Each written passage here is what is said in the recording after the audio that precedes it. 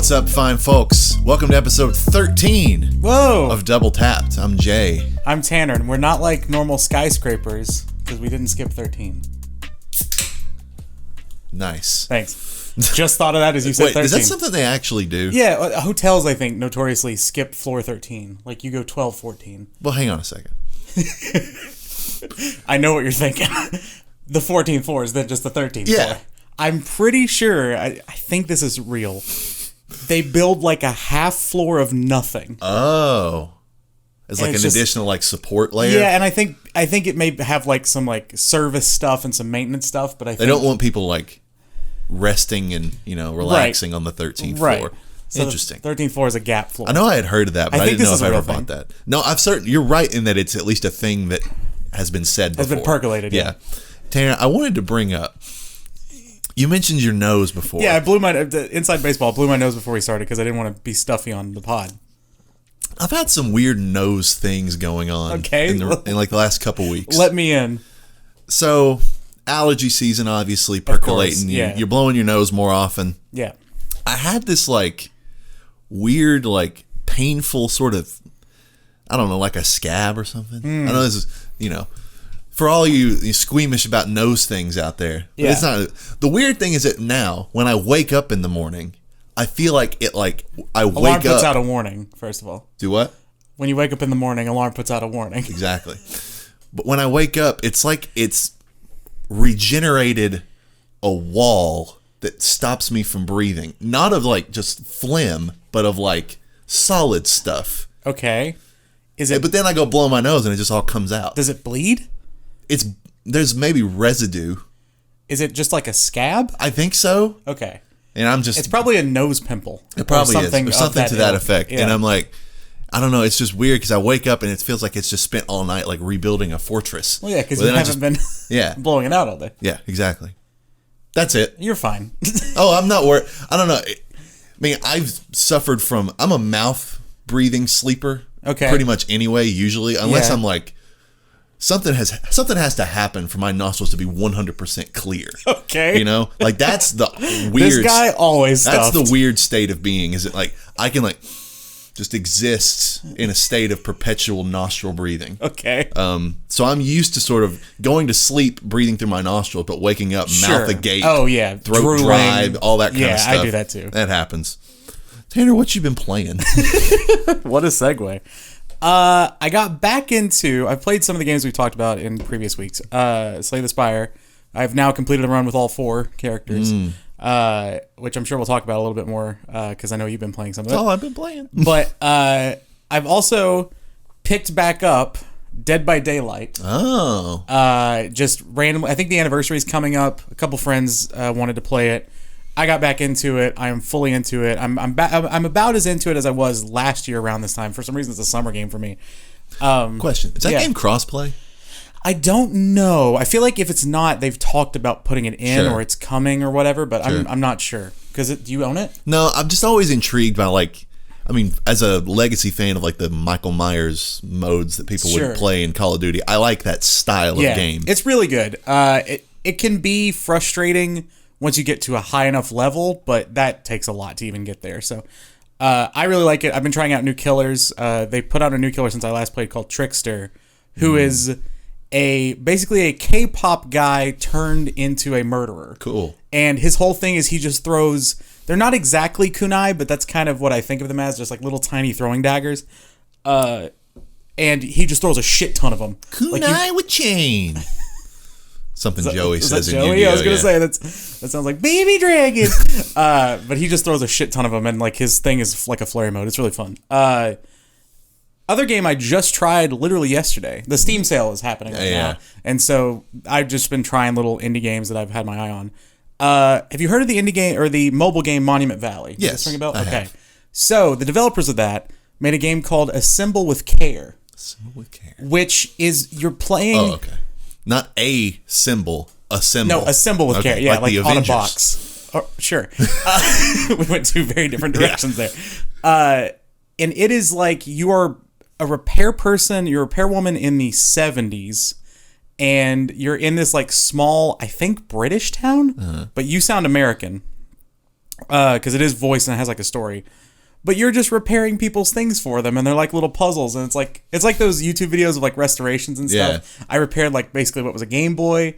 I repaired a telephone, like all this cool stuff. I'm loving it. It's so cute. The art style is adorable, and it's just a really fun, like chill, kind of take your mind out, but still enough puzzle to keep you intrigued kind of game. Saying that reminded me of when like Altair in Assassin's Creed 1 had like the most normal American accent ever for an 1100s crusade faring assassin.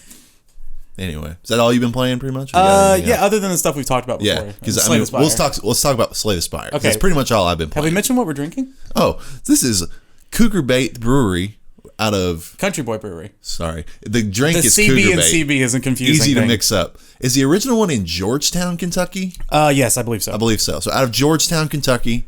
Really solid mid-America Kentucky brewery. Yep. And this is basically their standard lager, but with a key lime twist. I would argue, now Rheingeist, we've discussed, is my favorite local brewery. Mm-hmm. I would argue, though, Country Boy might make the best just standard local beer. Yeah, Cougar Bait is pretty ubiquitous around here. You can go to any pretty much restaurant in the middle of Kentucky. Yeah. And maybe their only local brew on tap might probably be Cougar Bait. Yeah.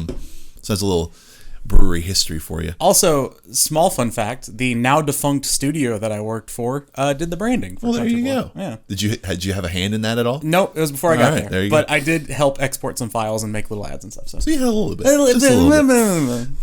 Slay the Spire. Yes. I've now beaten it with 3 of the characters. Okay, which ones?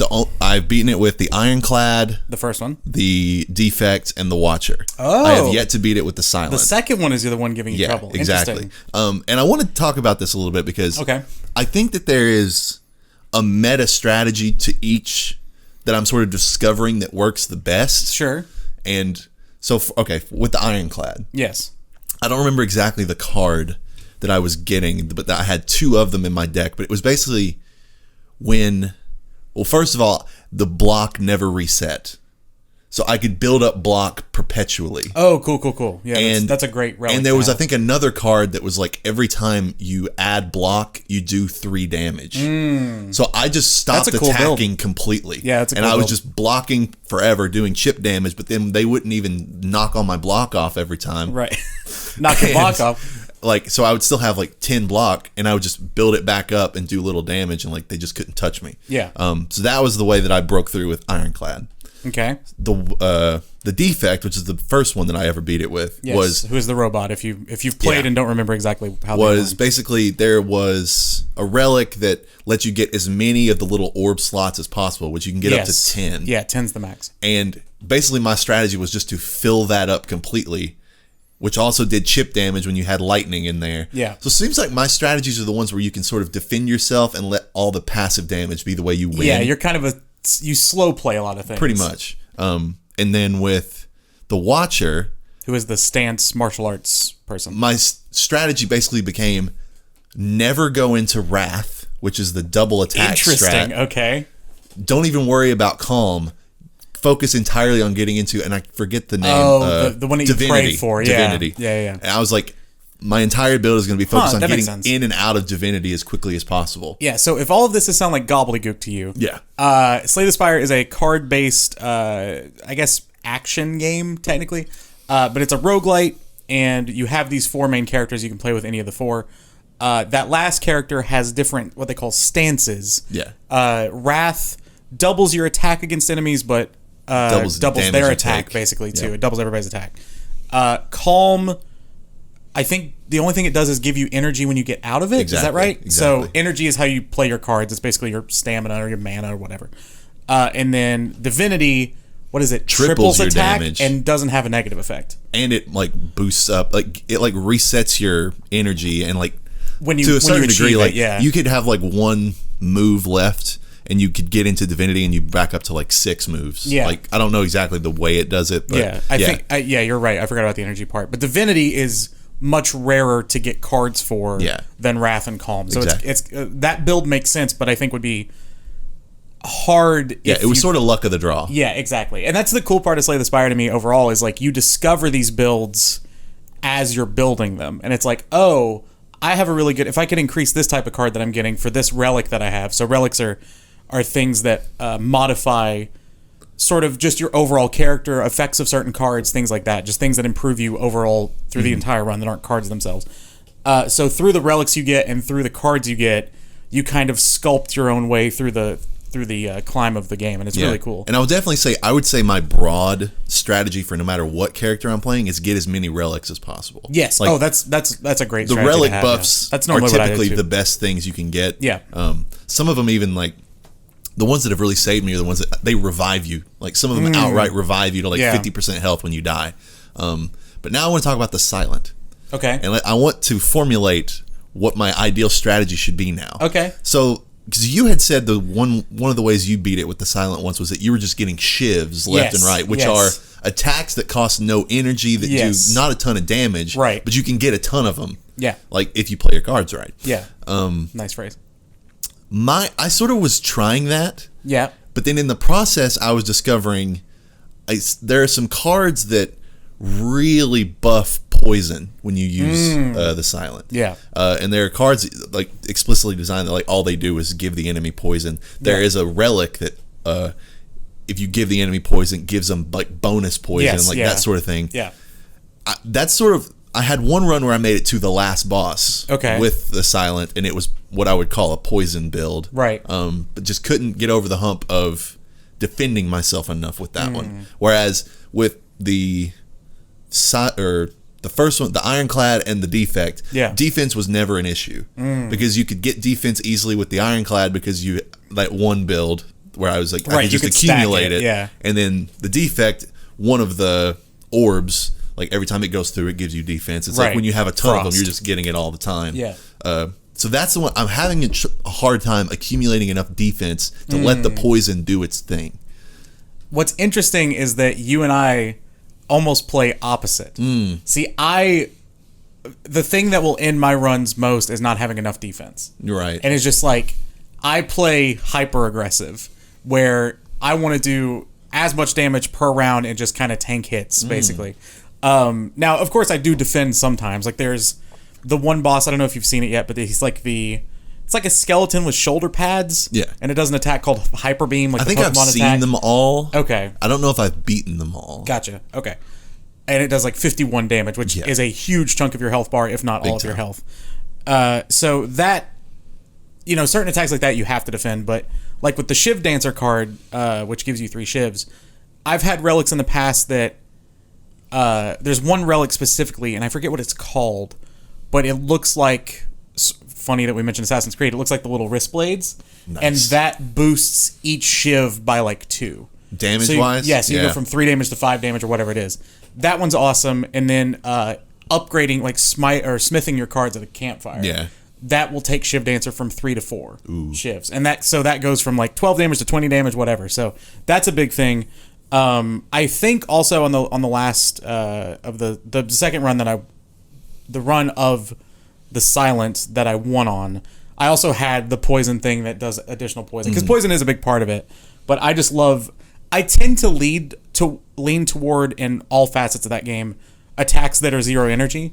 Like, that's just something that I'm always like, oh, it's pretty cool. I lean towards just cards of 0 energy. Which exactly. I was like reading like strats earlier, and I was like, people are like, I know it's appealing, but it can bloat your deck pretty quick. Oh, for sure, yeah. And you mentioned this, and that was something I was discovering as you mentioned it. I was like, the slimmer your deck, the better, as long as you have combos that you can sort of whip out every time your hand resets. Because you start with, I want to say, like 6 or 7, maybe 8 cards. It's 5 basic attacks, 5 basic defense. Oh, it's 12 or 11? I think it's 12 or 13, something like that. Because you get like 2 or 3 special cards for your character, and then strikes and defenses. My first move is always selling a defend. Sure. Like the first store I get to, I just sell defend like immediately. I think I start just narrowing down those cards. I'm with you there. I think what I typically do is whatever the first card I pick up, if it is an attack of some kind, I sell an attack. I sort of go that route. That makes sense. Have you run into? This is just a Slay the Spire deep dive, I guess. But have you run into the bite card? The vampires? I have. Have you gone with it yet? Once. How'd you feel about it? Not great. See, I hadn't tried it before I bought it or picked it back up on PlayStation, and I kicked ass with the Really? vampire build. Yeah, because it's very risky. So the vampire build is you get rid of all of your strike cards, and I had it on Ironclad, which is a very strike heavy, like just generic strike heavy deck. And in exchange for that, you also lower your health by like 26 max health, or some percentage of your health. Yeah. And then you get all these cards that do a little bit more damage, but they also heal you a little bit. So Yeah. it's like you're going to lose main health, but if you can attack enough with these, you'll keep your health topped up. I loved it. But it is very risky. I've also died with it before. So There are only a few cards in the game that heal your actual health. yes. The typical way you're healing is by resting and healing. At campfires, yeah. But then it's an opportunity cost because you can't then upgrade any of your cards. Which is a genius little It is. Like little quirk. the layers of this game continue to sort of reveal themselves. Yeah. Do you map it out at all when you first look at the map? I avoid elites if at all possible. Interesting. I focus elites. I feel like this game has reversed our personalities I know, in a weird it's so way. weird. Yeah, because I'm like sort of avoiding elites whenever I can. I go for as many question marks as I can. Okay, that makes sense. Because a lot of the question marks can give you some of the best Relics. And there's a relic that makes it so that because sometimes the question marks are enemies. Is a fight. Yeah, and it can negate And it can make it where it's never an enemy. Yeah. And then it's just, if you can map out one that has like 4 question marks, you can just get like a ton of cool stuff. Well, that's funny though that you mentioned that you prioritize relics, because every elite fight is a relic. That's true. So that's my sort of strategy, is like, okay, I'm going to guarantee myself relics here, here, and here. Let me see. Obviously, if I have like 20 health, I'm not going to go for an elite. But And it differs too. I'll fight one from time to time. I avoid them at all costs when they're near the boss, just because I don't want to go into the boss with low health. Interesting, yeah. I can sort of get through it and recover if they're early in a run, but Yeah. later in a run, I'm like, I can't do it. Favorite boss fight?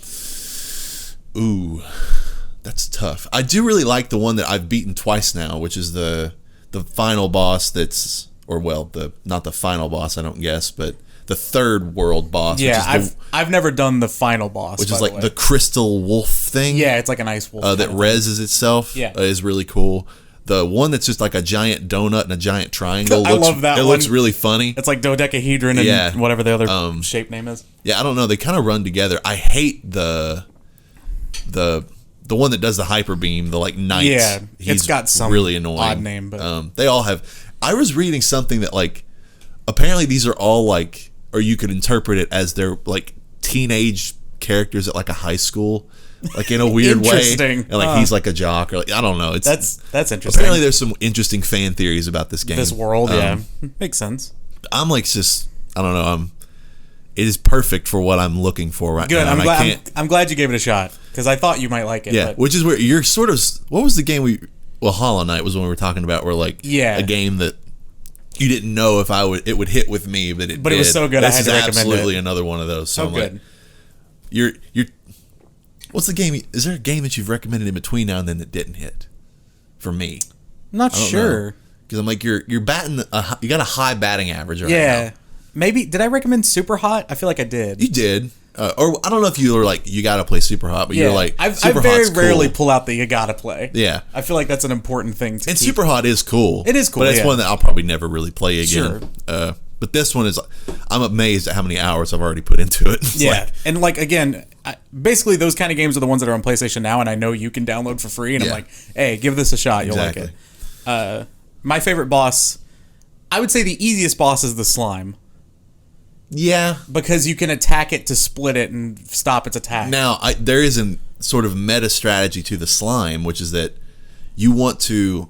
So when it gets to half health, it splits. Yes. And then that's a level, and then it can split again. Yeah. And that's as far as it can go. Yeah. You want to get you either want to kill it at a level before it splits, Yeah. or you want to get it to as weak as possible when it splits, because when it splits, the two that it splits into have the amount of health that you left did it at combine, before. yeah. So if you have it right at half and it splits, those are going to be as high health as possible. Right. So like you could get it all the way down, and then you could just get them with little hits. But The last run I did on stream, I killed the slime in the first phase, and I was very proud. I think I did that once. I did like 74 damage, and I was like, holy shit, that's awesome. Oh, yeah, I I'd never did done that because there's we're getting into such of the minutia. I know. I said it was a Slay the Spire. But there is a question mark level that's like you get 3 options where you can get like you basically risk reward options, and one of them is fight a boss from level one get a relic. Yeah. And it was that one, and I was strong enough in that one that I was able to kill it in one go. That might be my favorite question mark, because that is a good one. I think there are several that it can be, because I think I've seen more than 3. Yeah. But one of them is fight a level 1 boss. This is in level 2. Fight a level 1 boss, obtain a relic, which by the time you're this far in level 2, you're probably pretty strong against level 1 boss. One is like gain 9,999 gold, but I forget what the trade-off is. And then, or maybe it's like gain 909 or gain that much gold, but you can't gain any more gold throughout the run or something like that. But they're all very high stakes, and I enjoy that kind of thing. Wonderful little game. Yeah, it's great. Tanner, shall we move on to the news? Mm-hmm. Not a ton of what I would call actual news. Okay. But some Post interesting E3 makes sense. Some interesting stuff percolating. Okay. Behind the scenes. Second time we've used that word. The first one, I don't know if you saw this. Okay. This excited me because apparently this just happened yesterday. Okay, I probably didn't then. There was a rumor that a mini sequel to Ghost of Tsushima may be in development and may release this year. Oh, interesting. The rumored title is Ghost of Ikishima. Okay. And the Twitter leaker, apparently this guy has come out with some accurate stuff before, is SHPESHAL_Nick. All right. So feel free to check him out if you're that interested.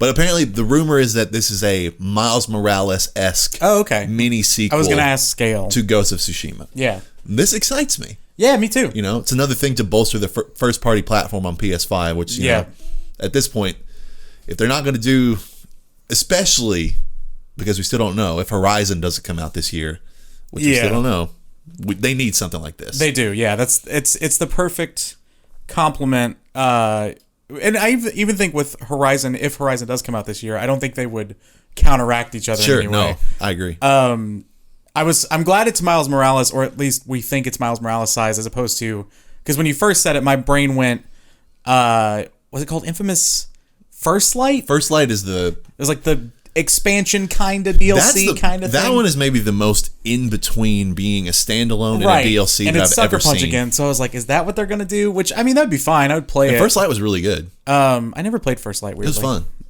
but I liked that character, Fetch. Yes. I don't know how I remembered that name. That's good. Good on you, because I probably wouldn't have been able to pull that out. But yeah, that character was probably the coolest part of Second Son. Anyway. This excites me. I still need to finish Ghost of Tsushima. That's what I thought you still hadn't finished it. Yeah, but I mean, that game is always one of those games when I'm going to get the itch for it, I'll be like, cool, and I'll go finish it. Yeah, and it's another one that's like not an overbearing platinum, so it's one of those. It's like, oh, you go back and say, oh, I haven't got this platinum yet. It would be a really good one for that. Yeah, perfect. The next story. This is another one this is more like the story is real, but we don't know what the story is yet. Okay. EA is reportedly set to announce the comeback of a fan favorite franchise. Right, I did see this. At EA Play in July. Dead Space? It's got to be Dead Space, right? That's what everybody's thinking. That is what most people think. I saw someone that was like, Skate, but then everybody was like... Skate's already announced. That's the thing. It's like, would they be bold enough to treat the Skate announcement that happened as so... minuscule, that they would be willing to call this a re-reveal. Yeah. And I don't think they would do that. No, I don't think you would tease this if all you had was Skate. Yeah. And I mean, Skate's great, don't get me wrong. Oh, I can't wait. But you wouldn't tease this. No. And I've never touched any of the Dead Space games. Nor have I. However, I know those games have a very fervent following. Yes. And it does seem like if there was a horror franchise I'm sort of inclined to try. Yeah. Something about the third-person shooter sci-fi-ness of it is sort of appealing to me. Yeah. The visuals have looked really cool. Dead Space 3, I remember when it came out, it was like, this game looks really good. Yeah. Looks really cool. I almost bought them because they're on the Steam sale right now. But I remember specifically watching Andrew beat Dead Space 3, I want to say. He's the biggest Dead Space fan that I know. Yes, and I would love this announcement to happen just to see his reaction. But it's one of those. It's a series that is horror enough, but not so horror that I can't get into. Exactly. Which I think is the perfect middle ground. Some people would say like Last of Us is that limit. I can take a little more horror than that, but not too much more. I don't want to play like Visage. Yeah, I can maybe take a smidge more, but there are parts in Last of Us that specifically Last of Us 2. Yeah, Last of that's Us 2 true. had some terrifying moments. I don't know. That might be a discussion for another day, but I still think that like the initial like subway sequence in Last of Us 1, like certain times that's the one I went to for one man, for sure. Brutally scary. Just clickers in general. Is there any other EA franchise you think it could be? This was I couldn't even conjure one up. I mean, Peggle. Well, yeah, that's true. They wouldn't phrase it I don't this know way. that I would call that a fan favorite. People would be so disappointed if it was Peggle. But just the level of discrepancy Trolling. between their reaction and our reaction. That's true. We would be very excited for it. Dude, I mean, I would much rather have Peggle than Dead Space. Me too, and it's sad. I hate that it's true, but it's absolutely true. Let's see if there's anything. You looking at EA properties? EA, Electronic Arts. Yeah, I was just trying to think of the... Street. I was going to say... Actually, well... That's actually relatively viable. Yeah, because they have an NBA license, and nobody plays NBA Live. So that would be a good way for them to bring... I would lose my shit if they brought back NBA Street. I'm not even going to go deeper than that, but I'm saying if it's one of those three, if it's Dead Space, Peggle, or a Street game, I'm happy. I'm going to lose... Yeah, I'll be very, very happy. If it's not, it better be something cool that I didn't think of. If it's something weird... I'm gonna be mad. Now, I heard this about Dead Space like literally a couple days ago on Twitter. Apparently, with the Dead Space 3 DLC, they literally destroyed the Earth.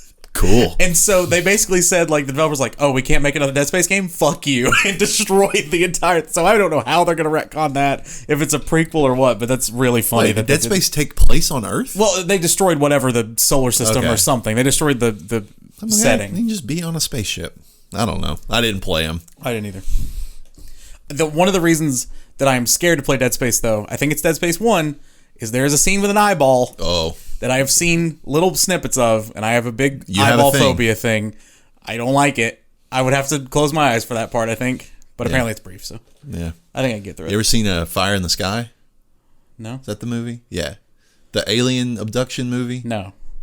I don't even know if I know what this movie is. Really? Yeah. When did it come out? Sidebar. In the 90s? I think Fire early in the 90s. Sky. Let me make sure this is tight, because this is. I'm not gonna show you. Please don't. But I'm going to describe to you what happens. Yeah, you can read it out. Let me see. Fire. I won't be squeamish. Well, I might be a little squeamish about the description. I just want to make sure I've got the movie. Yes. Okay. Fire in the Sky, 1993. Okay. Predates me by 2 years. So this is like basically what based on a true story of these two dudes who were like abducted by aliens. Okay. And it's a very straightforward, like they wake up on the spaceship and they're sort of like, what the hell happened here? Yeah. The dude's walking down like or he might have been floating, obviously, because it's 0G. Yeah. Through like a hallway. And they're like just a bunch of shoes. Like, oh, that's cool. You know, that's creepy. But so then the aliens, and they're very stereotypical, like tall, gray, big heads. Yeah. But creepy enough looking, but not super creepy looking. Yeah. The scary thing is that they take this guy, they put him on like an operating table. Okay. And I think they sort of put restraints on him, but as that's not enough because he's like yelling and like writhing around.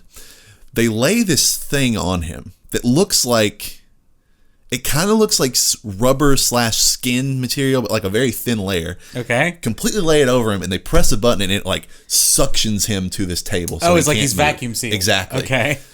And then so you see him sort of barely writhing under it. Yeah.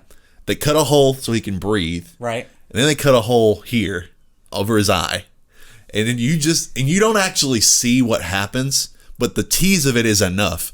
A giant ass needle just starts like very slowly coming down, and you just and then it shows the dude's face like reacting to seeing it coming, and then it cuts. At least it cuts. Yeah. If it were fucking like Ari Aster or somebody, they would just show it. Exactly. So and then it cuts to like them like back on Earth, but like traumatized by the experience. I hate it. Apparently, it's genuinely like one of those scenes, like if you watched it when you were young enough, it stuck with you and I would will like imagine. never leave It's your sticking conscious. with me right now. Yeah, and I've watched it and I'm like, this is gnarly. And I certainly don't like it. Are the aliens a metaphor for the Nazis? Because of the shoes. That's anyway. Maybe, who knows? But I guess because it's a true account, unless they base it on it. Yeah. I did air quotes for the audio listeners. It might be account of someone who is crazy, but we'll never know. Sure, yeah. Next and last story. Pregnant beer pause by both of us there.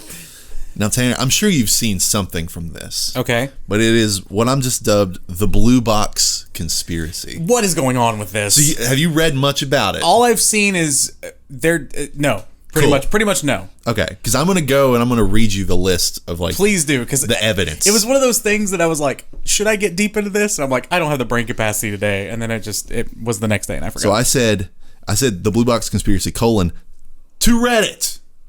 Because that is where this sort of lived, and the biggest post, it was on r/gaming leaks and rumors. All right. Rumors spelled the British way. Oh, oi. So, here are all the possible hints that BlueBox Game Studios is related to Kojima and Silent Hill. Right, I heard that it was Kojima related. That's all I've heard. And dude, there's a lot. And it's not all like good evidence. Some of it is very like thin. Yeah. But it's still fun. Okay. It reminds me, do you ever remember the people talking about the Lincoln assassination and the Kennedy assassination, like all the weird similarities between them? Yeah. There's that like, sheet of... Yeah, exactly. Yeah. It reminds me of that. Yeah. So this post is from user Aid This Fellow User. Hey. 10 days ago. I think I might be a believer. There are several points that hint towards Abandoned, which is the game that is announced from this indie studio. Right, okay. Being Silent Hill, and BlueBox Studios being actually a studio opened by Kojima. I've tried to compile all the ones I could find for the moment. So this is a long list. Yeah, go for it. Hideo Kojima used a fake studio when teasing both Metal Gear Solid 5 The Phantom Pain and PT. The one for PT was named 7780 Studio, and the one for MGS5 was from Sweden. Abandoned received a short teaser trailer on the PlayStation YouTube channel, alongside a blog post hinting for a release later this year. Silent Hill's composer also teased a new game reveal for summer 2021, which was shot down by Kojima. Okay. The animated PS Studios logo that plays ahead of a first-party games glows blue for a moment, creating a blue box. All right, that one's bad. Let's see. I'm skipping some of these. Their brand color. So I love it though. I'm not criticizing you. I like. Oh this. no, yeah. Kojima recent tweet with words "Silent" and "Hill." New Silent Hill merchandise will be released at the Konami store, which I mentioned to you last week when I was here. You signaled that one early. There are no saved trademarks for BlueBox Game Studios. That's weird. There are now saved trademarks for BlueBox Game Studios, I would assume. BlueBox Game Studios' YouTube banner is a bunch of hills. Awesome. The BlueBox Game Studios logo is basically the PlayStation Studios logo colors inverted. Okay. BlueBox is a term used for phone scams. Is it? I don't know. Never heard it before, but... I mean, again... What does that mean in the context of this? That it's fake. Like, it's a scam. Oh, right. Okay, it's fraudulent. Employees at company LinkedIn profile use stock photos. That's awesome. That's a good one. I like that one. And there's a lot, like... That's really good. So, why would you fake a LinkedIn, though? That's wild. We'll get into the man himself that might be behind all this here in a little bit. But okay. Let's see. Jeff Keighley follows the studio on Twitter and Instagram. Jeff Keighley confirmed that he is in talks with BlueBox and will help them promote their game. Interesting. In the abandoned trailer at the 49-second mark, Beautiful. The letters P and T are covered by trees. Interesting. See, that's the kind of shit Kojima would do this kind of thing. A couple months later, BlueBox Game Studios revealed that Abandoned would get its own PS5 app. What? Which would let players run the game's trailers in real time on the PS5. This is a curiously specific thing that not even first-party PlayStation Studios games have done. So it raised some eyebrows that this unknown game studio would be the first to pioneer this feature. Agreed. Another game that got a console application as a teaser for an upcoming release but was later abandoned was PT. Oh. The Twitter handle for BlueBox Game Studios is @BB Game Studios, which is apparently a possible Death Stranding reference. Okay. Sorry. My brain went somewhere completely different with that acronym. Let's see. Blue Box tweeted in one of their tweets that their game would feature, quote, snowflakes of blood. This was apparently used in some PT teasers. All right. Blue Box Game Studios appears to have been founded in 2015, exactly 1 year after the release of PT, and right around the time Kojima was going through his breakup with Konami. Blue Box Game Studios' only other game, named The Whisperer, was completed by another studio, and its icon is a black handprint, just like in Death Stranding. One of their canceled games, named Lost Tapes, is apparently a soundtrack in Metal Gear Solid 5. All right. Sam in the new Death Stranding Director's Cut trailer uses a backpack with the Netherlands logo. Blue Box Studios is supposedly based in the Netherlands.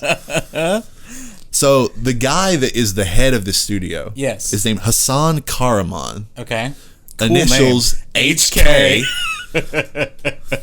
Most of the tweets made by Blue Box are at a strange local time hours of around 3 a.m. In Japan time. The studio is claimed to be located in the Netherlands. Kojima is located in Japan, which is 7 hours ahead in time. Okay. Hassan Karaman has an account on PSN, Sneaky Warrior, with a total number of trophies, 1,238. Okay. The same for the Japanese Silent Hill commercial. I don't really know what that means. What? Hassan had a YouTube channel, or has a YouTube channel, called 27 spelled out, and then 27 the number. Okay. Silent Hills was canceled on April 27th. All right. Sneaky Warrior, Karaman, yeah, played a game that isn't available on the PS Store that is using Siren Head as an image. I don't know who it, is that. Siren Head is a Metal Gear Solid villain, I want to say, right? Isn't that right? Junji Ito reacted to Siren Head a few months ago and implied about working with Kojima. Hideo, translated from Japanese to Turkish, means Karaman. Oh, shit. Which is the last name of Hassan Karaman, the head of Blue Box Game. Both of these names mean hero in their respective languages. Hassan Karaman does have an Apple App Store profile with a bunch of low-quality asset flip games under his belt. The only app that's not a game is called GoFit XL, which sits under the health and fitness category. The description of this app says at one point, personal training, parentheses, PT programs. That one's awesome. Also, Siren Head is not a Metal Gear Solid villain. It's some horror thing? Yeah. It sounds more like, wait, Siren Head. Could it? I don't know. It makes me think of the Bioshock Infinite guys. True. It makes me think of Resident Evil villains. Apparently it's this. I don't like that. I don't like it either. It's just a thing with... What's the... Is it... Mantis is one of a Metal Gear Solid thing, but I was picturing like a gas mask or something. Maybe that's... I don't know. I don't know Metal Gear Solid. Me neither. That's the list according to Reddit. Shout out to that user again. Yeah, for compiling all that. That was a great list. Jason Schreier has apparently talked to Hassan. Hassan Karaman is a real person. Okay. But it's just, or at least an actor. Right. So what did Schreier say? I'll find it. Because I saw his tweets referring to this, and I was like, what's going on? And that was when I was like, I can't do this today. Yeah, because he seems to be coming down on the assumption that this is all just a wild coincidence, and that this guy is sort of getting swept up, and it's going to suck for him when it ends up being that his game. That does suck, but I mean, great free press. Yeah, that's true. Let me see. I'm digging back on Schreier's Twitter here. Okay. Schreier said, seems pretty clear that this isn't some grand conspiracy. It's a guy who promised too much, got more attention than he ever thought he would, thanks to a string of wild coincidences, and is now in way over his head. That kind of sucks. And I don't know if maybe he didn't actually talk to him, but that's sort of Schreier's take on the situation. Yeah, and I saw it was a video from a guy. And you can go to Blue Box Game Studios. It's at BB Game Studios, where the guy is sort of talking. But there have been more, and this is something I saw separately. Okay. Apparently on the YouTube channel to promote the game. Yeah. There was a countdown. Apparently they were going to show like a new trailer or something. Right. And the game is it seems to be like, first person horror pretty much. Set in like a forest. Countdown's going. Countdown ends. And when you would expect there would be a trailer, literally as soon as the countdown ended, Hassan comes out and is basically saying, hey, we're going to have to delay this. That's interesting. Like, as if that there was, like, right at the moment when the countdown ended. And so instead of ending the countdown early, right, the countdown ended with the announcement of a delay. That's some theater shit. That's performance art. And then, like, and all the stuff, and the biggest, interesting, piece of evidence to me is the fact that it's getting so much love from PlayStation. Yes. Like, the app thing, the fact that it's getting promoted right, like, on their channel, like, almost as if it's, a first-party game. Which, the PlayStation YouTube is an interesting thing where they put up some weird trailers on that YouTube. It's not just first-party, but you would think that just the app thing is the thing that keeps sticking out to me. Like, what is that about? Can you hand me another one? For sure. Thank you. Yeah, it's... None of those pieces of... The most striking piece of evidence to me is the Karaman translation video. That's awesome. Which is awesome. Yeah, I don't know where I stand. I would not buy this, and I don't think I buy this anyway, but I would not buy this if it were anyone else.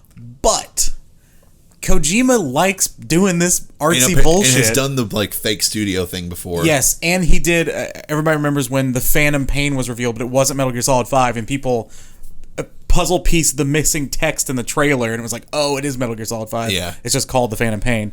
Like, he likes the weird reveal, and I like it too, to be honest. This reminds me so much of when everybody thought, and I bought it hook, line, and sinker, that Kendrick Lamar's Damn was getting a second album. Oh, yeah. Immediately thereafter. Yeah. It's so funny because all the coincidences, like Damn, which is a great album, Kendrick's last album, as of right now. Yeah, most recent. He, like, a lot of the album references things that have two sides, and, like, there's a whole duality to the, not the Slipknot song, there's a whole duality to the album, and, like, people were rearranging the initials of the first songs, and that was something.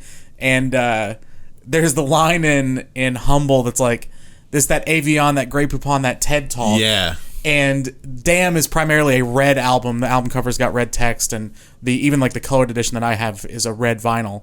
And Avion, Grey Poupon, and TED Talk have one thing in common. They all have red and blue in their logos. And so people were like, oh shit, it's going to be a blue album to the red album. Lord. And it was a really fun week on Reddit, and then it didn't happen. But I was so into that one that I'm cautious of this one. Yeah.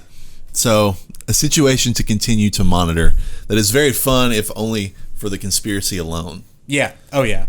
That was a good time. Speaking of conspiracies... I'm pivoting to our big topic. Okay.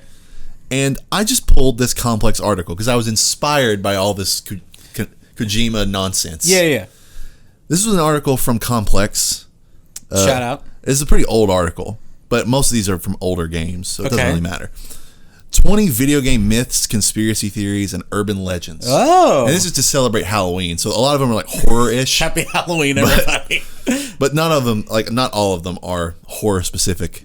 Okay. But there's a lot of funness in here, and a lot of stuff that I never know. So there's going to be the one from Legend of Zelda in this. Well, there's one right off the top that has to do with Legend of Zelda. Okay, go for it. Number 20, 4chan and Majora's Mask. Okay, I don't know if I know this one. And I'm going trying to think of the guy's name in Zelda. This is from Hanuman Welch, is the author of this article. Shout out. Of course, we can thank 4chan for the origin story behind the legend of the haunted Majora's Mask cartridge. Okay. One 4chan user posted a story about how he came into possession of a blank N64 cartridge with Majora's Mask written across it in Sharpie. Love this. The same user then posted photos and YouTube footage corroborating his story. Viewers discovered a completely fucked up version of the beloved Zelda title thanks to the above footage. A save file simply titled Ben. Ben, that's it. Was already on the cartridge, even though the user had never played the title before. That's easy enough to fake, but here's where it gets weird. Ignoring the save file, the user started a new game. No sooner had he begun his adventure when he noticed that all of the NPCs would refer to him as Ben. Weird, but nothing as definitive as being a haunted title. Probably just a glitch. Yeah. The user deleted the bin file and began a new save file. The haunted cartridge decided, fuck that, and began behaving like something straight out of the X-Files. The game began acting erratic. Music would play backwards for no reason, and his character was followed by a statue of the game's main character. Somehow the bin file was mysteriously restored with a second, more pants-shittingly ominous save file. The second file was simply titled Drowned. Now, there were 2 save files the user didn't create, and every time he played after their appearance, his character would simply die, and the messages, "You've met with a terrible fate, haven't you?" would appear on screen. Right. So that's pretty creepy. It's not real, but it's pretty creepy. That's a copy pasta if I've ever heard one. Yes, but yeah, no, this one, I think I first heard of this like years ago. Probably not on 4chan, because my crossover with 4chan was very brief. Yeah. As I think most people's crossovers with 4chan are very brief. But I think this is something that comes up on Reddit every now and then, and like came up on Twitter. Yeah. I had Brian in my head, so I was almost there to Ben, but yeah, I mean, Majora's Mask is the perfect game for this kind of shit too, because it's already so eerie and ominous. Yeah. I mean, I like it. I like that there's a production value to this. Yeah. Of corroborating it in quotes. That's really fascinating. Number 19. Why is a 10-year-old running around unsupervised? Pokemon is a title that seems to be steeped in historical conspiracies. Pokemon Red and Blue was a massive success for Nintendo, but between training your Charizard, did anyone bother to ask, where the hell are the adults in this game? No. Me neither. There are adults. There's plenty of adults. As Ash, you travel across... Well, I guess you could argue that the kid is running around without an adult. Oh, across, yeah, for sure. A continent. Yeah, that's fair.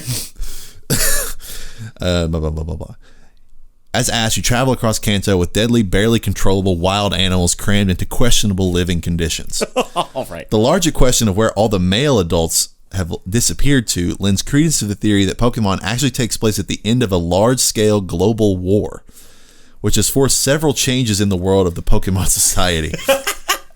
One of the biggest clues to support this theory is that both Ash and his rival Gary have no male parent figure throughout the game. Now, that actually, I guess, makes sense. Yeah, I mean, that's true. I'm trying to think. I only know in one game there is a dad, and that's the Emerald generation because he's a gym leader. He's the 5th gym leader. Yeah, I guess that's true. The trainer who sends their winnings back home are all children or very young. Cops and nurses are all female, and any men you encounter are criminally minded Team Rocket. Another large clue is in the Vermilion City gym leader, Lieutenant Surge, a clearly damaged veteran. Adding more legitimacy to this theory, right before you battle Surge, Surge states, "You won't live long in combat," and, quote, "My electric Pokemon saved me during the war." Alluding both to a past conflict and possibly a current war Ash may be forced to participate in. Oh, no. Did you ever go to Cracked? You ever heard of this website? I've heard of the website. This reminds me of the shit I would love reading on Cracked when I was in high school. Yeah. I don't think I've heard that one specifically, but it gave me a nice little nostalgia trip. I don't think that was intentional. No. But it's plausible. Like, sure. It makes sense in the world that we know the facts from, so. Number 18, I don't know if we want to go too deep into this, but it's spoilery for Final Fantasy VIII. Okay. Which I don't have any touchstone to, so I'm going to be reading this completely blind to the context. Yeah. Squall is actually dead for the second half of FF8. FF7 and 8 were two of the most formative titles to people of a certain age, and they can point to that as the reason modern FF titles may fall short in terms of characterization and narrative. Squall was the hugely popular protagonist of FF8. And one prevailing conspiratorial myth is that Squall is actually a ghost. At the end of Disc 1, Squall is impaled by a shard of ice while fighting a main boss, Edea. Squall comes to the beginning of Disc 2 with no wounds, and not a single other character brings up the fact that he was, killed. Up until this point, the title is a fantastic game rooted in some fantasy bedrock of realism. And that shit goes right out the window after Squall gets gutted and magically resurrected. Some hold to the theory that Squall actually dies from his wounds at the end of Disc 1. The entire remainder of the game is Squall's dream as he passes away. This would explain why the game has such an increased fantasy tone after Squall's battle. A life flashing before his eyes montage reveals the above image of Squall minus a face, which reinforces the hypothesis that Squall didn't survive and the rest of the game is either a playable coma or a loop of Squall's last moments of fantasy before death. Sounds cool. Screw you, Final Fantasy. Whoa. 17, Lavender Town Suicide Spike. Oh, Back to no. Pokemon. Now, Lavender Town is an interesting location. It is. Back in 1996, shout out, year of my birth. I was one, bitch. Shout out to the Bulls. Hang on. Brief sidebar. Yeah. 1996 was awesome. I mean, 95 was great, too. I was born. The University of Kentucky won the national championship. They did. The Bulls won the NBA championship. Okay. And Bulls on Parade came out. Oh, no. Do you think Bulls on Parade was about the Bulls championship parade? I hope so. They saw that and like, we have our next song. Back in 96, Pokemon Red and Green were slotted in nearly everyone's Game Boy around the world. Ironically enough, the Japanese weren't a part of that statistic. When the first game dropped in Japan, it was supposedly linked to a massive spike in child suicides and illness. What? Children from the ages of 7 to 12 were either falling sick or taking their own lives outright. What? The most bizarre thing about the incident was the children did not fall ill or commit suicide until they reached Lavender Town. Many think the town's score was the cause of the ailments. The town's specific music caused nausea and eventually suicidal tendencies in children. The music was eventually changed before it was shipped abroad. The above YouTube clip is the original score from the Japanese version of the game that was shipped overseas. The above clip is taken from the original suicide-inducing version of the game. Now, you got to play the clip. The links are broken on this link. Okay, hold on. On this article, so feel free to search it out. So, up. Lavender Town, original Japanese music. I don't know. That might be the best search term. I mean, Lavender Town is creepy and sounds creepy as is in the normal version.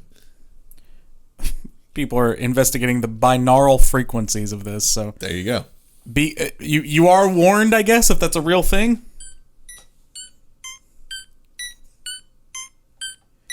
I have no idea if this is picking up on the mic, by the way.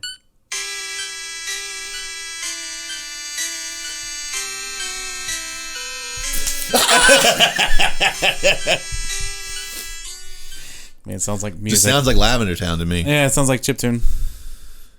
So I'm not going to lend much credence to that theory as to why. Nor Clearwater, nor Revival. Yeah.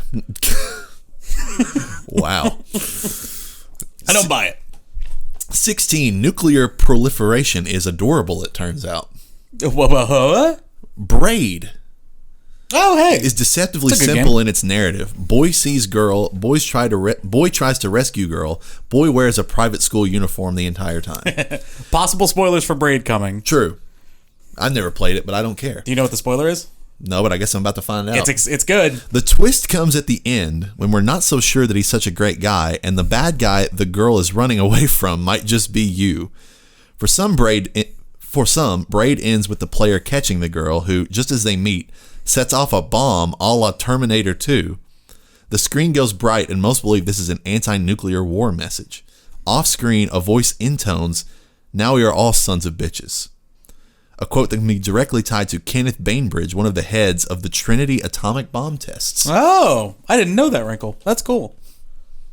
Is that it? Yeah. Oh, okay. Yeah, the twist of Braid is that you're the bad guy. Cool. And it's like, you think you're saving her from just the world and like this guy. I think there's another guy in it too. But actually, no, You're chasing her You're away. the Bowser. Gotcha. It's cool. Something number 15 called Kill Switch. Okay. Kill Switch is a game that was supposedly created by Soviet gaming company Carvina Corporation in 1989. Sounds not evil in an 80s movie way at all. We say supposedly because extremely limited copies of the game were ever produced. While gamers in the States were playing Mega Man 2, Russians were playing one of the earliest iterations of the survival horror genre. You were given the choice between a young girl or an invisible demon as playable characters. My favorite, the two genders. Exactly. Young girl or invisible demon. Players were meant to navigate a coal mine, but here was the rub. Upon beating the game, the entire thing would self-delete on your hard drive. Cool. An intact copy of the game turned up on eBay, where it fetched $733,000 Jesus Christ. by a Japanese man named Yamamoto Ryuichi. Ryuichi wanted to document his playthrough of the game on YouTube, but the only video Ryuichi posted was of his gentle weeping while staring at the computer screen. Awesome. That's it. Now, I'm going to reference something no one will know. Great. So there is an HBO series that no one watched that I was into as like a 12-year-old called John from Cincinnati. Okay. It was about this guy who arrived in California, and he was just there all of a sudden, and there was this mystery of, like, who's this guy? He seems to be able to, like, predict things happening and control things and all this kind of stuff. It's kind of like a Lost kind of thing. Well, they had a field day with possibly one of the, I don't even know if it was YouTube, one of the earliest internet videos I ever remember was of a character member looking dead at the camera in a hotel room and, like, crying and talking about John. And that just awakened that memory in for me. Now, spoiler alert, the show never ended. It got canceled. John from Cincinnati was Jesus. Oh. John from Cincinnati. Jesus fucking Christ. Or Jesus Christ. Yeah. Anyway, I'm sure it was terrible. I've wanted to go back and watch it to see how good it is. I'm curious. But, yeah, it was, that just reminded me of that. I wonder... I'm going to look up the Rotten Tomatoes for it while you say this point. Oh, John from Cincinnati? I was just going to say about the kill switch thing, I wonder if that was all a ruse, or if the guy just wanted to continue the myth of kill switch and possibly fetch a higher price for it later in life. Because I think the ideal thing would be getting it to a video game historian and letting them, like, emulate it and you know, sort of get the file on copy somewhere. But 58%. Yeah, probably not great. Not HBO's best work. No. Number 14. So, you guys are Nazis in real life? When The Legend of Zelda dropped in 1986, it found itself mired in controversy thanks to the inclusion of a third dungeon map. Go ahead and take a look. Looks pretty familiar, right? Is it a swastika? The map was shaped like a swastika. Oops. Parents demanded the game be pulled. While the dungeon is shaped like a swastika, it's not the Nazi one. This swastika faces to the right and is actually an ancient symbol of peace in Hindu mythology.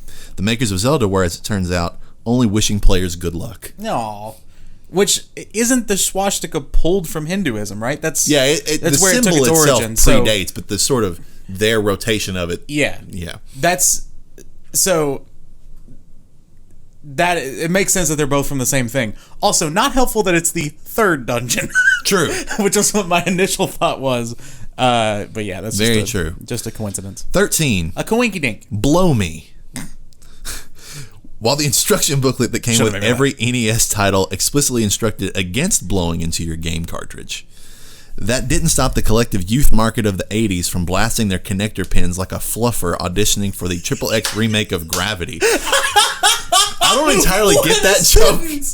Do you know what a fluffer is? Yeah. Okay, I don't get why it's Gravity. No, I mean, yeah. Because blowing. I've never seen Gravity. I've not either, but I know what happens. Okay. So at some point, I think they have to, like, unhook their oxygen tube to propel them. Oh. With their air. Oh, kind of like The Martian. Yes, very similar to The Martian. Yeah, so I think that might be the joke. I haven't seen Gravity either, but I think that makes happens. sense. Man. Kids around the world swore that this was the only way to fix a cartridge that was behaving like a lazy speak and spell.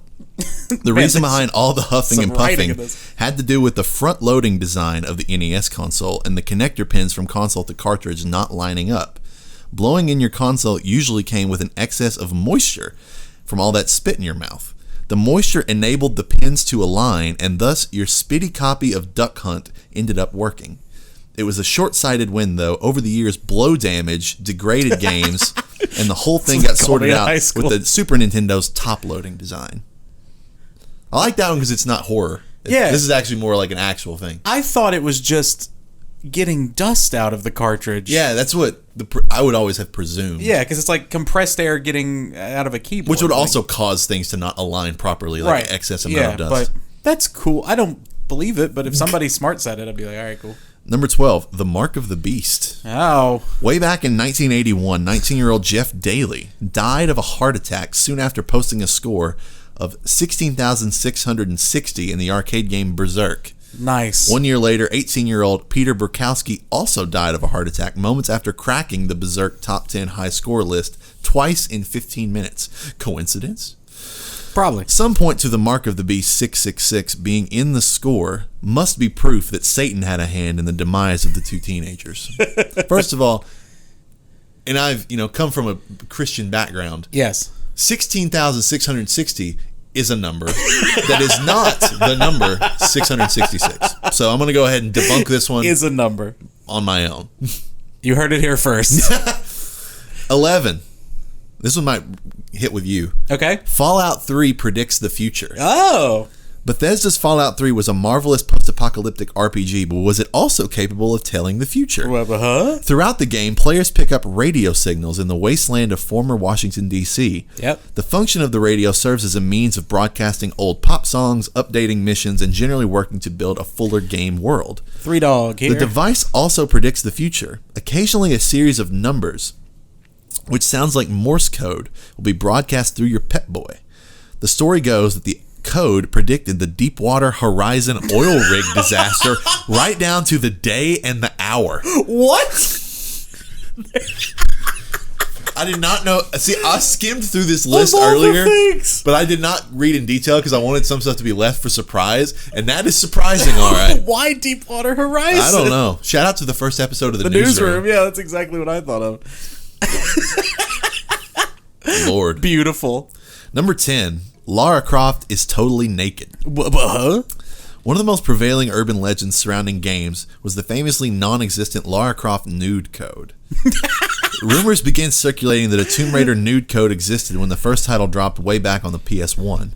You can imagine that legions of prepubescent boys were scouring every source known to man to find out if there was any truth to the rumors. The internet was flooded with fake codes, but that's all they were, fake. No official nude code exists, but head over to 4chan and search Lara Croft nude and see what you get. I'm good. There are endless mods to get Lara into her birthday suit. I have no doubt. Yeah, that does not surprise me. Why? Can you even search 4chan? I have no idea. I've never really perused 4chan. I looked at it a couple of times in middle school and was like, this is too dangerous for me. I will say this is definitely something born on middle school buses and it's like, did you know you can see her naked? Yeah. Which, thinking about it now and thinking about original Lara Croft with her like polygon boobies, like real turn on. Yeah, great, love that. It's so funny. Number 9, New Mexico is home to more than just Area 51. In September of 1983, about 10 million unwanted Atari game cartridges showed up at the Alamogordo landfill in New Mexico. The reason behind the video game mass grave, its historical record that in 1982, Atari's earnings in the fourth quarter were, abysmal. Yeah. Atari had banked on 2 massive blockbusters to deliver them out of the red. A home version of Pac-Man and the infamous E.T. movie adaptation. Yeah. 5 million copies of each title were returned to Atari by disgruntled fans. And what else are you supposed to do with 10 million unwanted game cartridges? Get a steamroller to crush the cartridges and then pave the whole thing over with concrete. Yeah, so they're buried. Their cartridges buried in the desert in I guess New Mexico. I thought it was Arizona for some reason, but this is real. That one really happened. There's a bit of it about it in Console Wars, great book, and then there's also a bit about it. I think the first episode of maybe the second episode. Netflix did a series on video games that I don't remember the exact title of, but it was like early video game stories, and this was one of them. Like, that was legit. The story was basically that one guy who was like a wonder programmer started making a game for E.T., and then it got scrapped, and then basically he had to show it to Stephen Spielberg. Yeah. And it would be very weird if he showed it to Stephen King. He showed it to Steven Spielberg, and Spielberg was like, this is cool, but I want it to be more like whatever game he had. He's like, can it be more like Pac-Man or whatever? I'm getting the story wrong. But so this guy basically had to, and he had like 2 weeks. So he made a 2-week version of E.T. It was notoriously hard. I'm getting a phone call for some reason. People hated it, and it was terrible. But Steven Spielberg enjoyed the version of it that was terrible. So he knows nothing about video games. This is another one that could get spoilery, and it's a game that I've never played, but a game that you have. Okay. And it's Portal. Hey! I don't know if it's Portal 1 or Portal 2, because I don't quite know the lore, but if you haven't played Portal 1 or Portal 2, you might want to step out for this fan theory. I assume it's a fan theory. Yeah. GLaDOS is actually a bound and gagged woman. Yes, so I've heard this one. Have you ever gotten a good look at GLaDOS? This is Initially, she looks like a vacuum cleaner flipped upside down, just a bunch of cables and gears. But if you look closer, she kind of looks like a human being flipped upside down. Yes. Jeremy Bennett, the game's art designer, says that was intentional. Eventually, we settled on a huge mechanical device with delicate robotic figures dangling out of it, which successfully conveys both GLaDOS' raw power and her femininity. Some people think she looks more like a woman who's been bound and gagged. Take a look at the above image and tell us GLaDOS doesn't look bizarrely similar to the woman on the right. Again, the links are broken in this article, 8 years old. Do you want to see this? But I'm cool to see. I'm interested. Okay, keep talking for just a Because I second. can't really picture the way that it was described to me, how exactly it looks like a woman. But I mean, you never know. Oh, okay. Whoa. So I've also, this is the one that I'm used to, and sorry for the people listening to this, but it's just a shot of GLaDOS, and then... And it's a quick Google search away if you want to see it. Just look up GLaDOS woman hanging upside down. But yeah, GLaDOS definitely has a human look to her. Sure. Oh, yeah. And so, yeah, it makes sense. Like, there's even like a bit of a breastplate, like that just looks like a person, kind of. Guess I'll have to play Portal to find out. I mean, you should just play Portal. It's great. Number 7, GTA 5 and the Black Dahlia. Okay. Maybe you've stumbled across WhoKilledLenoraJohnson.com, the website in Grand Theft Auto 5. The site is filled with fake newspaper stories and a trail of breadcrumbs that lead players to an in-game murder mystery, the murder surrounding Lenora Johnson. A fictional actress killed during the golden age of Vinewood cinema is based on the very real and very famous Black Dahlia case in 1940s Hollywood. On one page of the site, players are directed to another murder in Los Santos. The murder of Jolene Cranley Evans is strewn with clues on where to find Evans' ghost on Mount Gordo. Right, I've seen the ghost. At 11 p.m., players will find a ghost in the distance, and she looks like that terrifying ghoul up there. She disappears just after midnight. Yeah, it's cool. It's a very fleeting thing. I think it's only there for like 2 minutes in game. I remember this being a thing when GTA 5 first came out. I didn't know it was tied to the Black Dahlia, but yeah, I remember that being kind of a cool little internet thing. Yeah, I never was, and I mean, people are still searching for some weird, deep conspiratorial things like the aliens and stuff. Yeah, That's the still UFOs. ongoing, right? Yeah, I think so. There's a lot of things people are digging deep into in GTA. Number 6, the 7th Circle of Hell is in World of Warcraft. No. The Karazhan Crypts was a dungeon that was cut from developers, but it was never removed from the game. The abandoned level was, in the early days of World of Warcraft, still accessible through an in-game glitch. The easiest way to access the dungeon was die on the one side of the door that walled off the level and resurrect on the other side. Ah, the old speedrunner trick. What players found was equal parts creepy and just downright fucked up. As you made your way down hallways filled with decomposing corpses, you come across a flooded portion of the prison. As you dive deep beneath the surface, you get your first glimpse of them, dozens of corpses chained to the ceiling. A dungeon full of prisoners sentenced to death by drowning with their hands and feet cut off. Oh. Yeah, we weren't prepared for that either. Take a look at this image above and imagine finding that in a supposedly walled-off section of the game. The dungeon was scrapped by developers because they were concerned that the dungeon would give them an M rating instead of a T rating. After the Burning Crusade expansion, Blizzard built an invisible wall around the door of the dungeon. The creepiest part, they never actually took it out. It's still just sitting there inside the game. Duh. That is terrifying sounding, and then I picture World of Warcraft art style, and I'm like, eh. Kind of just looks like red stuff. Yeah, just be polygons. Yeah. Number 5. And this is also, they probably just didn't take it out because they've built expansions since then, and it would be much more work to take it out than it would be to keep it in. This is interesting to me because of the discrepancy between the title and the game that it ends up being involved with. Okay. The Mystery Figures of Hell Valley. While Super Mario Galaxy 2 has been out for the better part of 3 years. Cough, cough. Like, however many This years is an now. old article. 12 years, whatever. That doesn't make it any less devoid of extra creepy shit hidden in the game. In the level Shiverburn Galaxy, you can catch 3 figures on the ridge of a mountain looking down at you. Anywhere on that level, if you look up and to the left, you'll find the same 3 hollow-eyed figures watching you.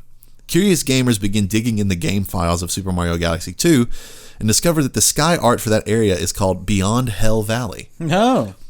Mario Galaxy 2 has no level named Hell Valley, and as for the figures themselves, the game files refer to them as Hell Valley trees.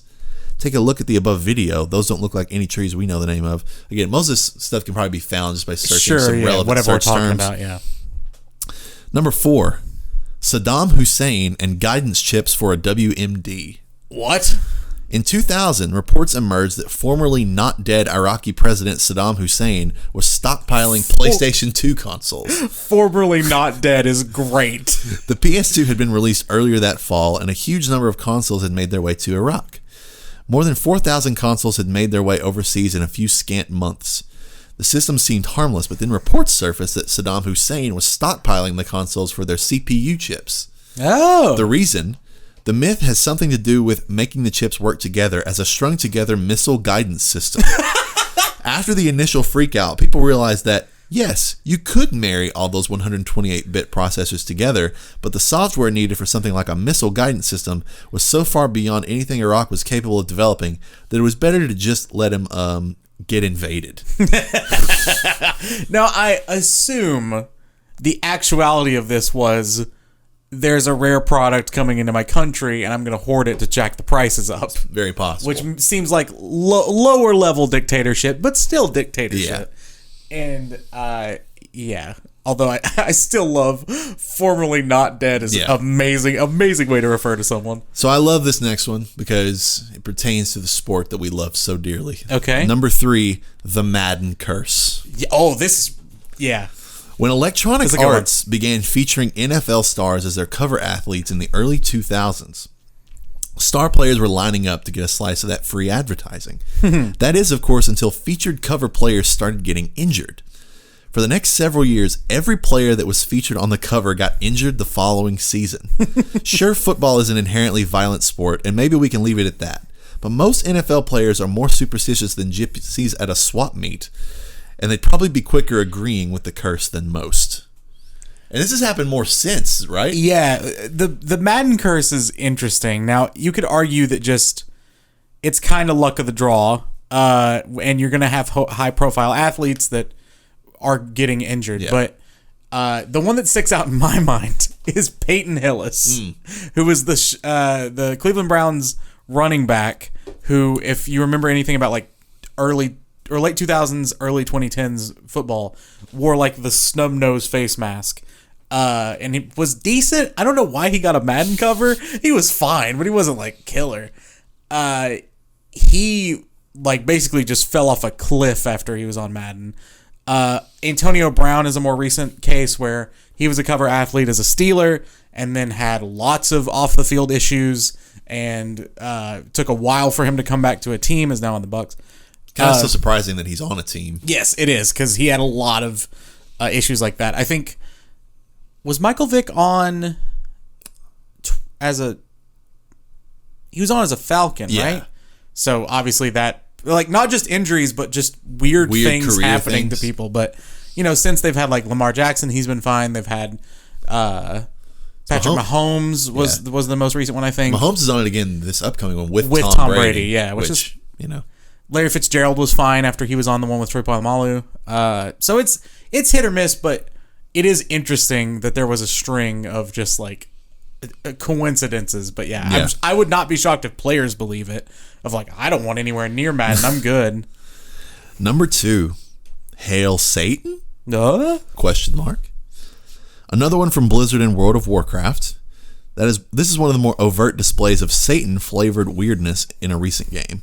After starting a human character, the first town you'll enter is a small place called Goldshire. In a small, normally empty house, players can find 6 little kids that appear at 7 a.m. on the game's server clock.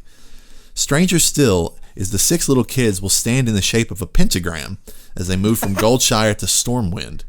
World of Warcraft players have even reported hearing high-pitched wails screaming, "You will die," to music that isn't found anywhere else in the game. That's pretty much it. All right. Blizzard is weird. Yeah, they put weird stuff in their game and they realized we probably shouldn't put this in here.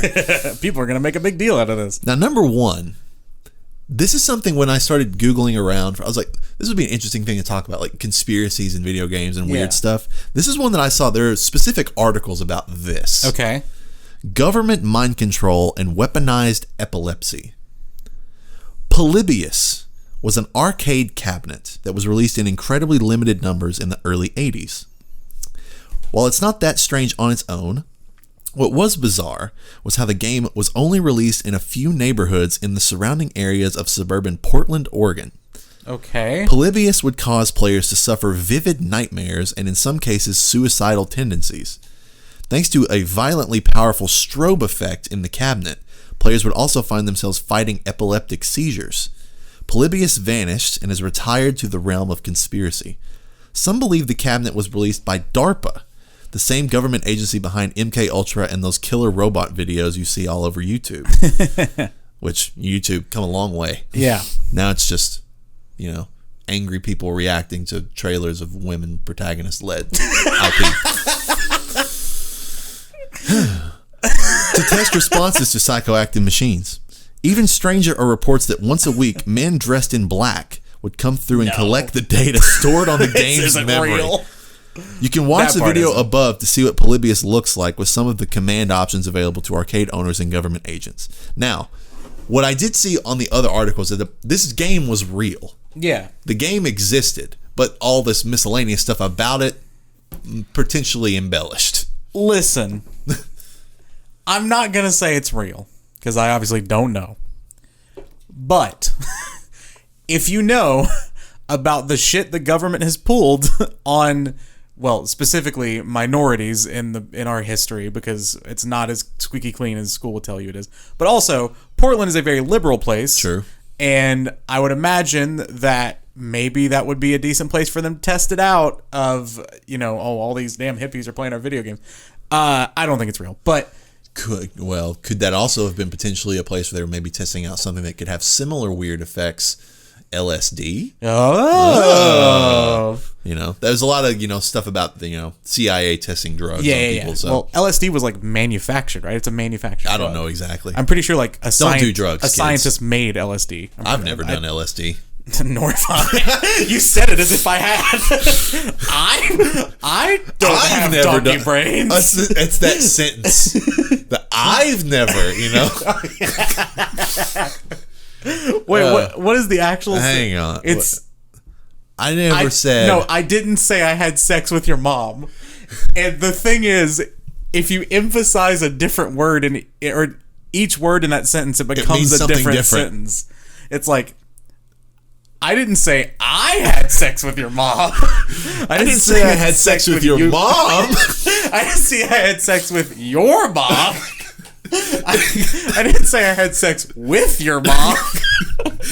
It's amazing how funny that is. It really is. That broke the group for a day. Because then the next 12 messages are just different iterations. With different words capitalized. And it's different because the worst is that you can't over-capitalize I. Yeah. It's like, I never said I had sex with your mom. I never said I. Yeah. I never said I had sex with your mom. Oh, it's such a good... It is Whoever good. came up with that is a genius. Oh, so Tanner, that's it for our list of video game conspiracies. That was fun. It was. Happy Halloween. Do you have a recommendation for this week? My recommend is going to be Assemble with Care. It's just because it's a game I hadn't heard of before recently. And I think it's really cute, and certain people will really, really dig it. Yeah. My recommendation is very simple. Okay. Get a second DualSense controller. Yes, good if you don't already have one. Good one. Did you get yours yet? Yes, mine's in the living room currently. You got the black also, right? Yes. Yeah, we both got a black to complement our white. Yeah. But, I'd say get one because it's great to just have, one controller to shift in and out. Yeah, one on the charger, one you're playing with. Yeah, if you're just completely anti-red and black color-wise, I'm sure they'll probably come out with some more relatively soon. Yeah, maybe holiday, maybe? I imagine they'll probably drop another two, like a blue and then some other wild card color. Do electric yellow. That's all I want. Black was the most obvious. Yeah. That they just had to put that out eventually. But yeah, it's just, anytime you get a new console and you only get the one, you're sort of biding your time until you get your second one. Yeah, Go ahead. I'm glad we both did. Yeah. Because you and I both had the theory of, do we want a second controller? No, we'll wait till new colors are out. Yeah. And we did, and I'm happy we did it. Yeah. So it's a good time now to invest. Yes. Both for multiplayer purposes and for convenience of charging purposes. Yes. So. And I think the black controller is the best. It's sexy. Is the best controller they have. Looks great. It looks really good. So here's hoping they put out custom colored fins for the PS5 soon, pretty soon. Oh, you think they'll do that? There was a lot. And Do the interchanging plates? I've seen people they take them off and put car paint on them. Like, yeah, people paint them for sure. I don't have the, resourcefulness or access to quality materials to do that. I mean, you could do it with like spray paint clear coat, but I just don't. Makes me nervous. Yeah, I don't have the want and the nerves to do it, I don't think. Which I don't think the white looks bad. No, it doesn't. What color would you make yours if you could? I don't know if I'd make it a different color, but I'd wait until there was like a cool sort of pattern, low-key pattern of some kind. Or maybe like an infamous like lightning theme sort of thing would be cool. Something like that. Yeah. But yeah. Do it, PlayStation. Get some more hardware, and PlayStation, make people get more. Do more stuff at PlayStation Plus or Now. Yes. That was a non sequitur, but still, we're all asking for it. That's going to do it for episode 13. We made it through. We're like the half floor in every hotel building. We survived it. That's what all the iTunes reviews say. They're like that half floor in a hotel. Next week is 4th of July. It is. According to the time that we're filming this. Yeah. So TBD about what our filming schedule will be. Yeah, we may not do an episode, or I don't know. We'll see. Yeah, we might celebrate our own independence from the podcast. You never know. We might do something small in the week. Double tapped is like the shackles of the United Kingdom. On our lives. Yeah, we're looking at this computer monitor like King George III looked at the trees that he looked at once he got dementia in his old age. I will send a fully armed battalion to remind you of my love. I'm assuming this is from Hamilton? It is, yeah. Okay, never seen it. It's the best little bit. It's stupid. Okay. I'm going to take that as a passive recommendation of Hamilton. Yeah, it's good. Until next time, whenever that may be, and we'll keep you updated. We're tapping out.